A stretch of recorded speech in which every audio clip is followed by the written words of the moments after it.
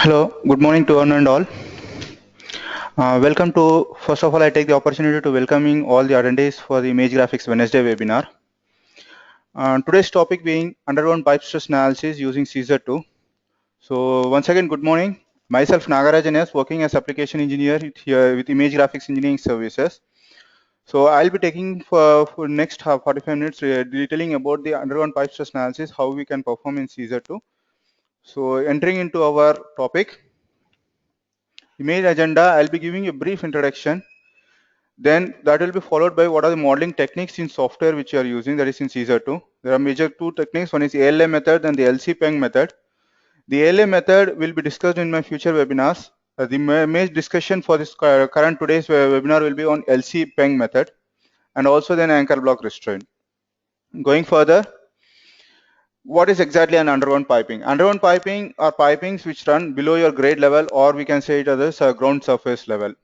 So in any plant industries where we can have some underground pipings such as your sewer or drainage lines, sanitary or stormwater lines, or fire water or drinking water lines. But in general sense, in your true sense, the buried piping or the underground piping appears into our pipeline industry where miles of long pipe runs below your ground level carrying various fluids. And a question comes, when it is going underground, the pipes which are under the grade level but running to inside a tunnel, generally we don't consider them as an underground pipe stress running because it's not covered entirely with your soil around the pipes. So that when a pipe is going in below your grade level, that to inside a tunnel, then those pipes doesn't come under your underground pipe stress analysis. Next. Whenever you speak about underground pipelines, our analysis requires a different approach than your analysis of your plant piping. The major analysis includes your pipe movements, soil friction, lateral soil forces, and soil pipe interactions. So further, what exactly we are doing it? So in reality, you will be having your soil and pipe properties with your unit weight, undrained shear strength, angle of internal friction, pipe diameter, depth of cover, everything. And the pictorial representation shows in reality how our buried piping will be looking like. The same thing in Caesar 2, we'll be using the elastic plastic soil springs and giving the same, converting this with your soil stiffnesses and your ultimate soil resistance. So how that is going? That is using using your bilinear restraints, which are such as your X2, Y2, all those stuffs. So what exactly? The Fy, which is nothing but your specifies your yield load. If the load of the support is less than your Fy term, then the initial stiffness K1 will be considered. And if the load is more than your support Fy, then this load second stiffness K2 is used. What is K1 and K2? K1 is nothing but your initial stiffness on your bilinear restraints. If the restraint is not rigid, then any positive stiffness value will be your K1 value. And K2 specifies the yield stiffness of your bilinear restraint. When the load on the restraint exceeds your Fy, the stiffness on the restraint changes from K1 to K2. Type a negative value into model, so the trench or a groove type in pipeline supports. Caesar 2 will be taking K2 as rigid 0 if it is a rigid. If you are giving a value as 0, then it will be assumed as rigid, and if you give value as a 1, then a very small stiffness will be considered. Moving further, when we are working on our buried piping analysis, in general, what are the inputs we require? The basic inputs being your pipe isometrics and your GA drawings with dimensions completely. Then pipe parameters such as your temperature, pressure, materials, pipe diameter, thicknesses, etc. And the major thing is your soil properties, soil parameters, which will be your friction coefficient, soil density, buried depth to top of pipe, friction angle, and also your equipments and valve GAs, if anything is also coming with linked with your buried pipings under your buried conditions. Then, what exactly is your modeling techniques in Caesar used? What does once the model of the piping systems, we model the general with your isometrics which you get. We model your piping system as we do it in our regular C2 files. Mostly we have a combination of both. Some part of the pipe will be above ground and some will be buried. So that is how we'll be having in general. So here we are taking a typical example for understanding the same, where I'm considering a 12-inch carbon steel pipe connected to tank, so which is partially buried and partially above ground. So the one which is shown in your rectangular box which comes in the picture in the next slide, One which is shown in a rectangular box is underground, and the one which is remaining outside are called the above ground pipings. So to differentiate between your above ground pipings and your underground pipings, it's better if you have a different distinction between your node numbering also, which you are having the flexibility. So the above ground piping, we can have one serial numbers, and the underground pipings, we can have it in the other serial number, other node numbering systems. Then after you complete your model, in your first stage, we just save the file and close them. Then in your first C2 window, Caesar2 window, we just click on the underground piping modeler button so that we can enter into our modeling window, which will be coming into the next slide. So this is the underground piping modeler icon which I was speaking. Just click on that. When you click on that, we enter into this modeling underground piping modeler spreadsheet. So we'll be having around 13 columns in our spreadsheet, including all the node numbers which you have modeled in our model. As per our model which you have modeled, every node numbers will be present in your buried piping conditions. So if you speak about, we need to create our soil models. Soil models will be the major thing, or the other things is your user defined lateral stiffness, lateral loads, axial stiffness, axial loads, everything. We can even create a user defined work. So everything depends on your soil models which you give. So when you speak about soil models, to create our soil models with taking the support of software, in Caesar2, we are having two basic methods. One is the ALA method, which is recognized as Advanced Soil Modeler in Caesar2. And the other one is your LC-PENG method, which is recognized as Basic Soil Modeler in Caesar2. So ALA method is widely recognized and applied. So which is completely based on your laboratory and field experimental investigation. Formulas are available for your design factors, whereas your LC Peng method is completely based on a paperwork which is done by Mr. LC Peng, which was published in 1978, and that is being used as a basic soil modeler in Caesar2. So when, as told in my first slide, the complete semi-webinar which will be continuing will be based on your LC Peng method. So complete going in depth of that LC Peng method, what exactly we require and how to we proceed. So speaking about your pipe modeler spreadsheet, the from node and to node, it's nothing but any element of the pipe which you model. The from node to node will be having, it will be having two nodes. The same thing is comparing here in your from node and two nodes. Then comes your soil model number. So when you speak about your soil model number, this is the column where we give the we input our soil definitions. That is nothing but we instruct Caesar to say this is my above ground pipes, these are my underground pipes, those will be giving here. So the column is used to define which elements of the model are buried. A non-zero entry in this column implies that the associated element is buried. Anything other than zero will be implicating that this system is buried. Suppose we enter in the same column as 1. If 1 is entered in this column, which implies that the user wishes to enter the user defined stiffnesses on the per length basis of pipe basis at this point. And where he has to enter, these stiffness values and the force values are entered through the columns numbers from 6 to 13. That is the 8. Axial stiffness, axial loads, lateral stiffness, lateral load, upward stiffness, upward load, downward stiffness, downward load. And any number greater than 1 in the soil model number column points to Caesar2 soil model restraint model generator using the equations outlined under soil models, which we enter the data. That is either using your ALA method or your LC Peng method. So proceeding further, then comes your from end and to end measures. A critical part of the modeling of an underground piping system is the proper definition of your zone 1 bearing regions. Now, what is this zone 1 bearing regions? So when I go into my next slide, it will be clear. Zone 1 area, zone 1 bearing is nothing but the areas of importance, such as your where your pipe is changing your direction, such as it could be your bends or your elbows, or where your pipe is meeting with your T's, intersection of your T's, or where your pipe is going to enter from your above ground area to your underground area. These areas are majorly considered as your zone 1 bearing regions. So these regions primarily occur at on either side of a change in direction for all pipes framing into an intersections at points where the pipe enters or leaves the soil. So now what are these? Suppose we am having a big model with lots of bends. That's where we'll be having a trouble. So, but Caesar 2 automatically puts the zone 1 mesh gradients at each side of the pipe framing into an elbow. So wherever you are having the elbow, Caesar 2 considers the recommends and takes the zone 1 mesh gradient automatically. And the remaining two things, that is your pipes framing into an intersection and pipe where enters or leaves the soil. These zone 1 mesh gradients, it's the user's responsibility to tell Caesar 2 where these areas are coming into our model. So this is how it will be meshed. So wherever we are having your zone 1 gradients, so that will be heavily meshed. And zone 2 is nothing but your transition from your zone 1 to your zone 3. And whereas zone 3 is nothing but your axial frictions on your straight pipes where you are having only your axial forces acting. So those areas of meshing will be your zone 3 meshes. And in between this zone 1 and zone 2 will be your zone 3 will be your zone 2. That is your transition meshes, which we call.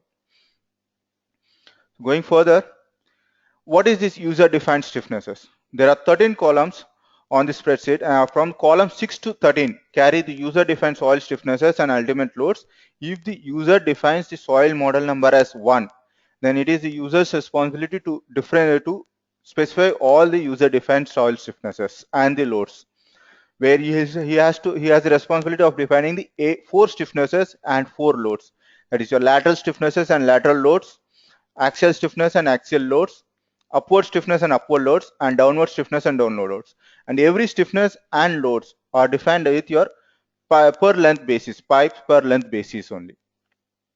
Moving further, the LC-Peng method, which is treated in Caesar 2 as Caesar 2 basic model. So when we enter that, these are the parameters which a user has to enter in the model. So what are those parameters?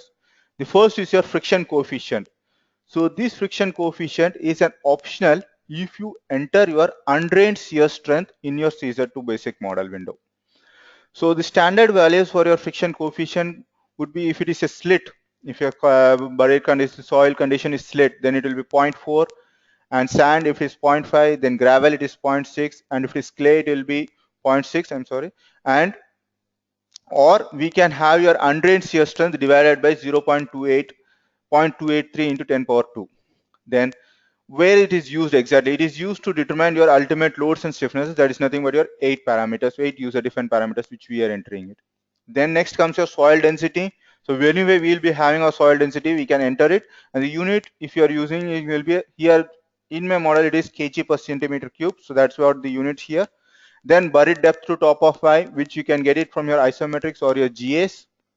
Then the friction angle used to generate your restraint load and the stiffnesses. The standard values for your friction angle, if it is slit, it could be something around from 26 to 35 degrees. And if it is sand, it could be something around 27 degrees to 45 degrees. And if it is clay, it is 0. Then going further, we are having something called undrained shear strength. If the user is not having an undrained shear strength and he has a soil friction coefficient, then he can very well enter the soil friction coefficient and he can leave the undrained shear strength as blank. Then comes the major thing, the default values which will be coming is your overburden compaction multiplier, factor by which the transverse ultimate load is multiplied. The default value for this factor is your 8, and this is reduced depending on the degree of compaction of the backfill. So this will be, default value will be 8, and it should be by default greater than 1. That's the condition here. Then next is your yield displacement factor, used for calculating your soil resistance stiffness, and which is always inversely proportional to your soil resistant stiffnesses. And the default value will be 1.5% of your buried depth. So whenever we enter, the default value will be typed as 0.015. Then the other two things is nothing but your thermal expansion coefficient, which if the user wants Caesar 2 to calculate the virtual anchor length, then he can give the thermal expansion coefficient, and the default value will be typed is your 11.214. And the other one is temperature change, which is nothing but from your installation to your operating condition. If the user wants to calculate the Caesar to calculate the virtual anchor length, then he needs to give the installation to operating temperature change. Moving further, I'm taking you back to the software so that we'll see how do we go for the software. So for being the webinar, I just modeled a buried piping model here. So the complete model is ready for you. the first step of the model, that is where I'm having an isometric. I have modeled my model completely. So this is my model which I have modeled. So when you speak here, the node 90 is the area where my pipe is moving from my above ground to my underground. So that is first my zone 1 measures, and node 110, node 130, node 150, node 230 and 370, as well as 390 and 250. These are nothing but my bend elements which Caesar 2 will automatically give the zone 1 criteria for each. The other zone 1 criteria is my T element, which is from 170 to 190, these elements. So there is 3 AGUG interface, that is above ground underground interface. One is node number 90, node number 270 and node number 410. So these are the 3 manually intersection AGUG interface which we need to feed to Caesar, and also your T element, the intersection element. So what exactly we do? We draw our model, complete our model, give all the parameters, temperature, pressure, material, everything, and just click on start run to check any modeling errors are there. If nothing is there, just we'll close our window. So no modeling errors. So I'm closing my window, coming back to my first window, which is nothing but the basic window where I'm having this underground pipe modeler. So just I click on this. So once I enter here, I'll be going into a new model, new window, which is nothing but my buried piping spreadsheet. So this is the model which I'm having. So if you're able to see, these are the 13 columns which I am speaking, the from node to node. So based on my model which I have modeled, the from node to number will be automatically taken. I need not create anything here. Then the major thing will be soil model, where I'll be giving the orders for Caesar 2. So these are the areas which are buried. These are the areas which are not buried.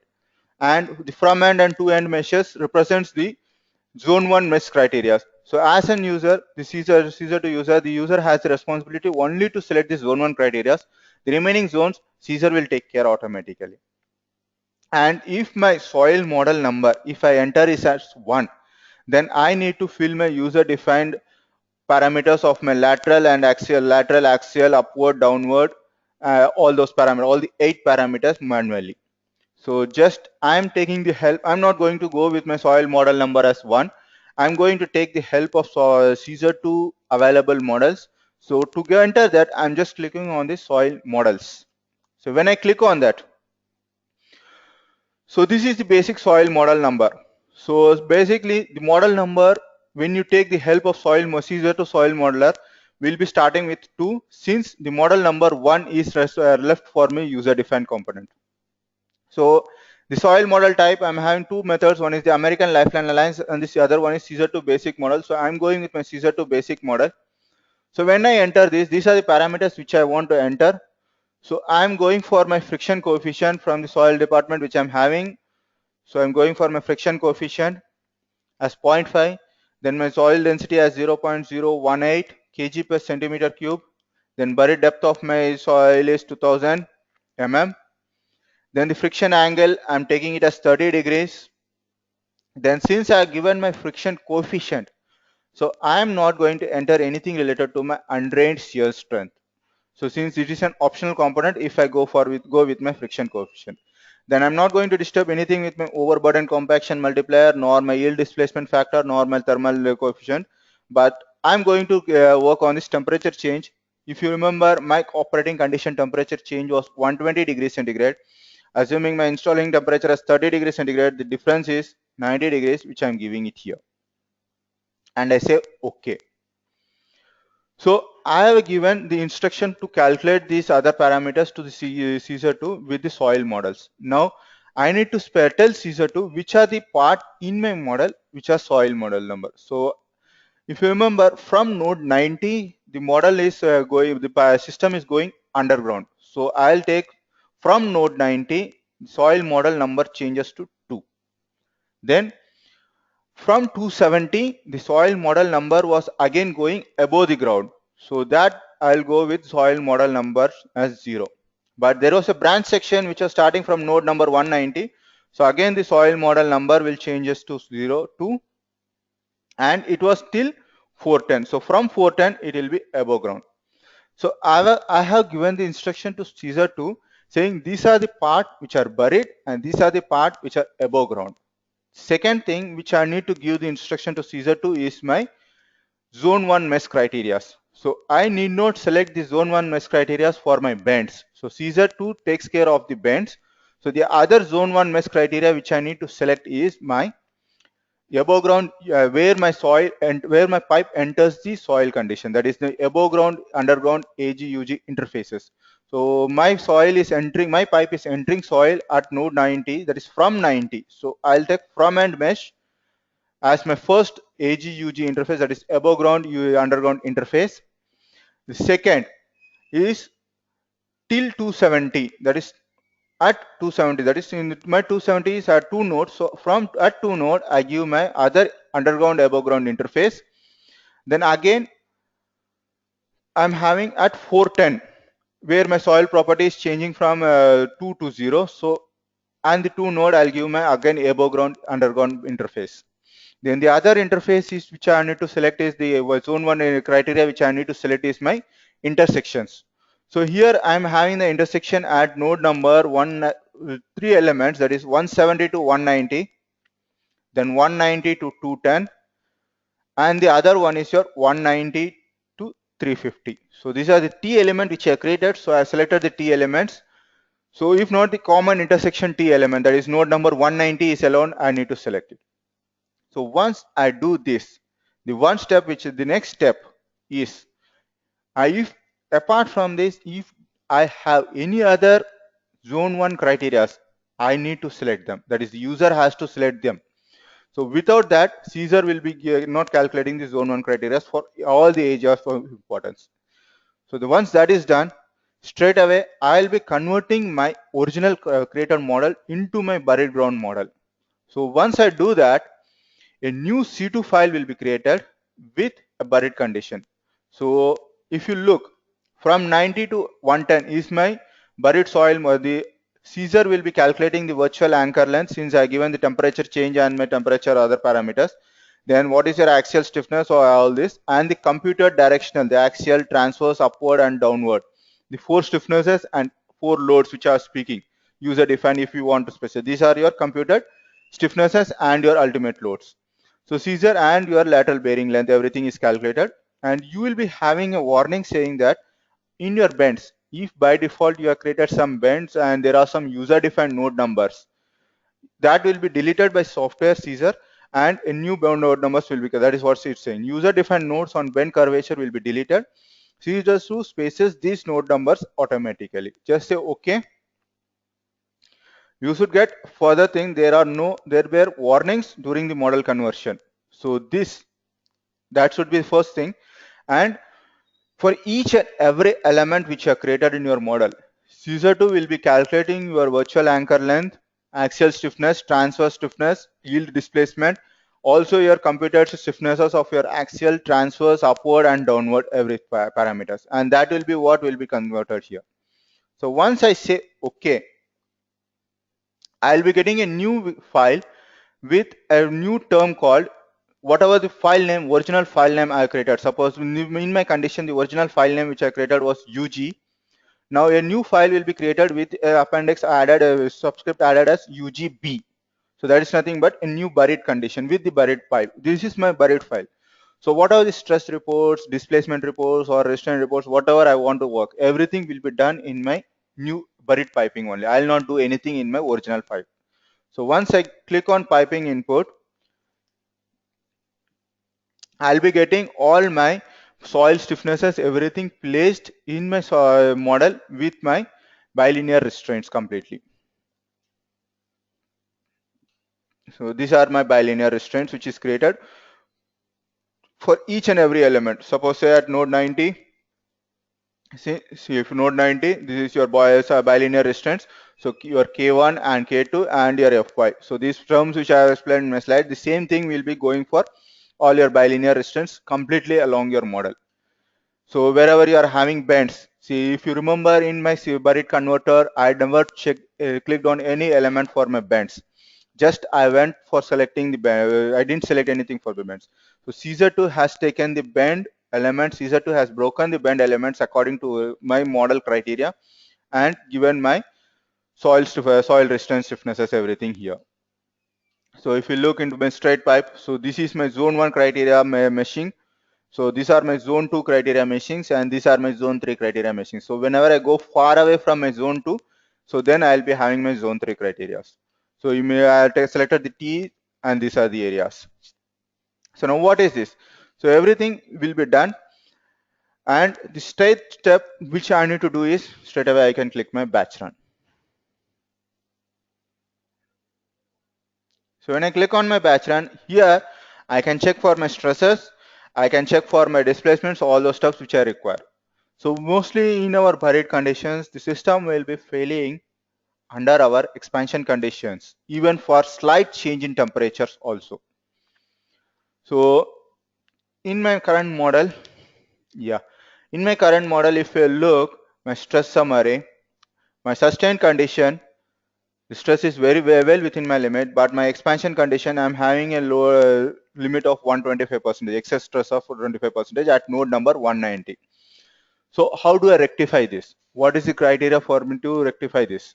So in site conditions or here in Caesar, what exactly we do? Wherever my system is failing at whatever the node, the general thing will be providing your anchor blocks. So how do I provide my anchor blocks here?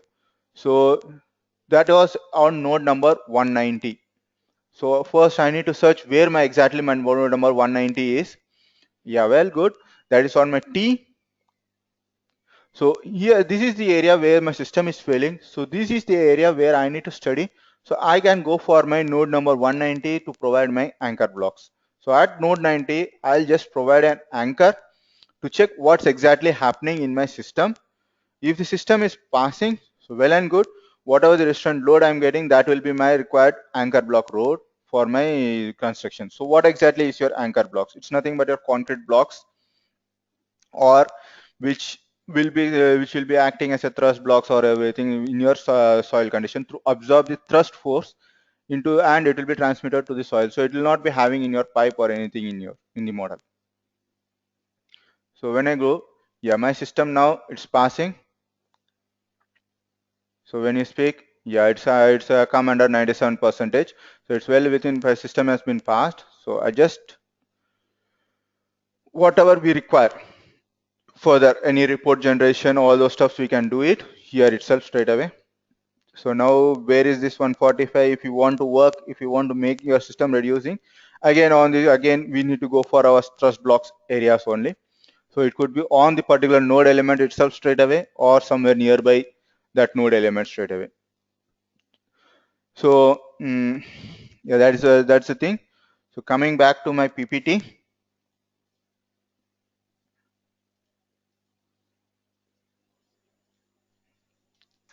So what exactly is your thrust block?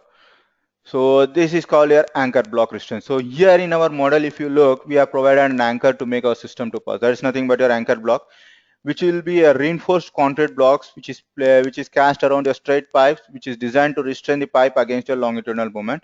Also, unreinforced blocks of concrete also present where on horizontal bends or T's designed to transfer a thrust from your pipe to your native soil, or a thrust block at vertical bends, or your upward thrust or your downward thrust will be attached to your pipe with sufficient weight or counterbalance to the thrust weight.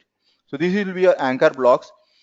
So where exactly your anchor blocks? Wherever your system, mostly under your zone 1 criteria, wherever we are having your zone 1 criteria areas, so there we will be requiring our anchor blocks to make our system to pass properly. So further moving into the summary of the today's webinar.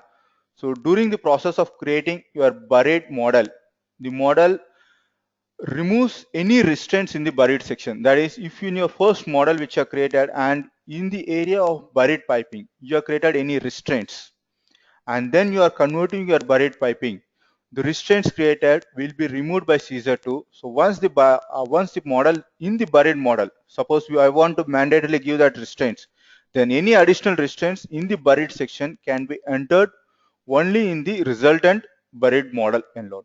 So in your native file, you need not create any restraints under the buried sections. So that buried section restraints can be created in your buried model in the resulting buried model straight away. Suppose there is a buried job already existing and you are done many modifications, you want to do any modifications.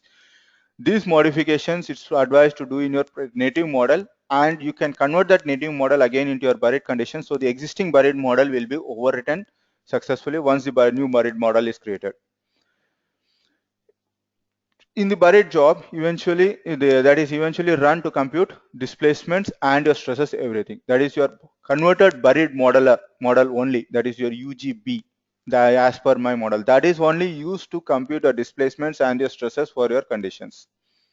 Then if you have noticed in my model, Caesar 2 removes the densities from the buried part model while converting into the buried model. And what exactly happens to these densities? These densities will be removed only in your buried sections, and these densities will be converted as your stiffnesses, and that is what is given in your bilinear stiffnesses as your bilinear stiffnesses. So if you require, I'll just show you what exactly is happening. So if you look, this is my area which is above the ground, node number 10 to 30. So I'm having your pipe density and pipe fluid density. So wherever I go into my buried section, so the fluid density and the pipe density will be made as 0. Caesar 2 will be making it as 0, and that will be taken care by your stiffnesses provided here. So that is what is Caesar 2 does it automatically. So you need not worry about that conversion. So this will be going done automatically by Caesar 2 automatically. So this fluid density or the pipe density is taken care by the software using your stiffnesses here. So that's the major thing. So that's our PPT. So moving into the next slide, that's your question session. So we'll see any question session we are having in our question span. Yeah, very good. We are having a few questions. Thank the participants once again. So I'll take the questions. There are plenty questions here, which as we are running short of time, I'll not be able to answer it right now. So any type of questions, you are very free to answer. Put it a mail to me, or you can put a mail to me, which is my personal official mail ID. That is support@igs.in or support@igfisco.com. So where we'll be able to answer you completely.